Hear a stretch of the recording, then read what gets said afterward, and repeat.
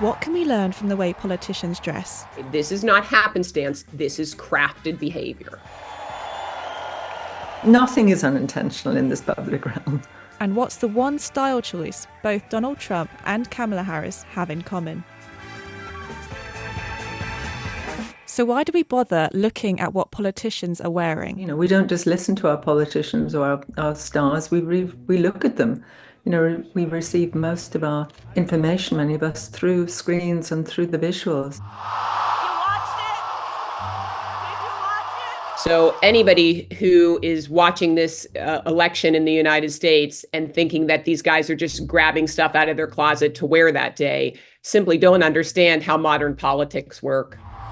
Women are always looked at more than men. You know, women are also judged much more for the way they look, whether we like it or not, than men are.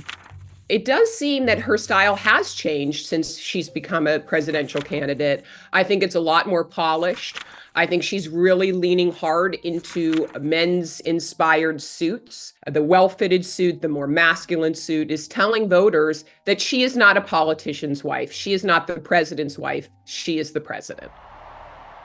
You know, she walks in these suits with such a long stride. She lifts her hands up. She waves to the crowd. You know, these are obviously garments that she feels very comfortable in. She spent a lot of time in them as a prosecutor and as a politician.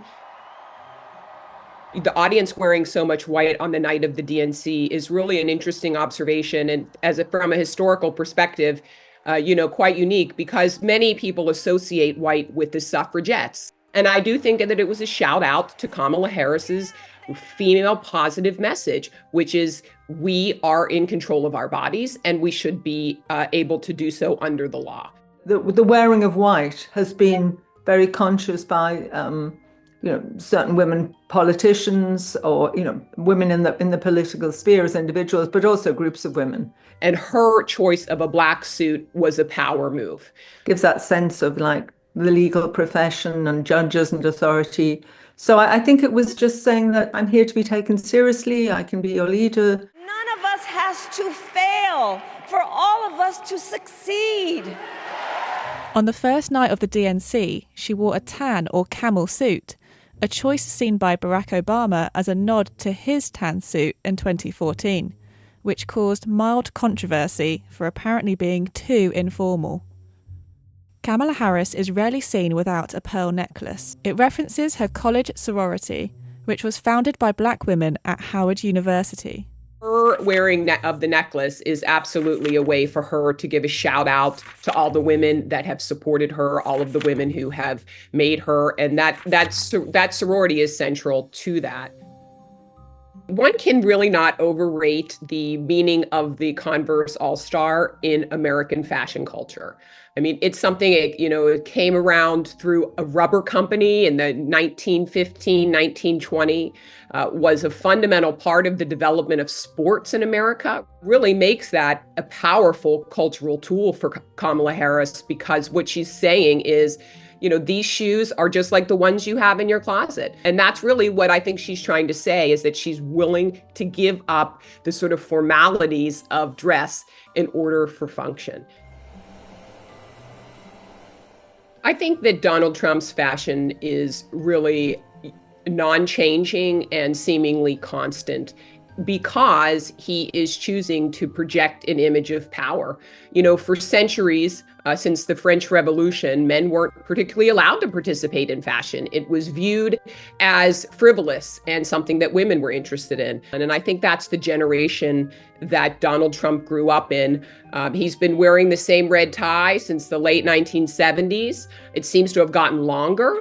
It is his way of projecting power, confidence, and stability. It's not just he is wearing a dark blue suit, white shirt, and long red tie, but it's, for example, J.D. Vance at the Republican National Convention was wearing exactly the same thing. It's putting on a uniform to say, we are all one, we are all following this person. I think sameness perhaps with the party as well.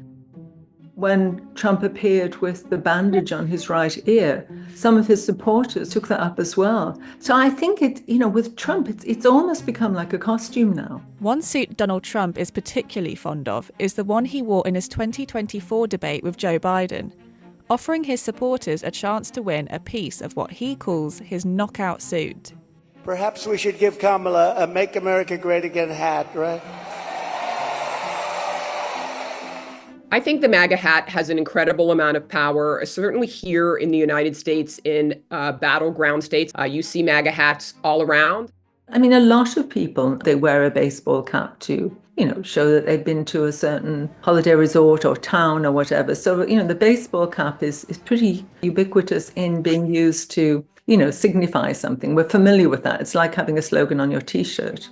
I think that Donald Trump's belief in modern media and playing to modern media is directly translatable to the clothes that he wears. There is one thing that both Kamala Harris and Donald Trump wear a lot. In fact, American politicians are rarely seen without one. Can you spot what it is? This, a United States flag pin badge. It's like a shield that you just shield off any, encroaching accusations of not being a patriot. You are saying, hey, we may have difference of opinions, but we're all fighting for the same team.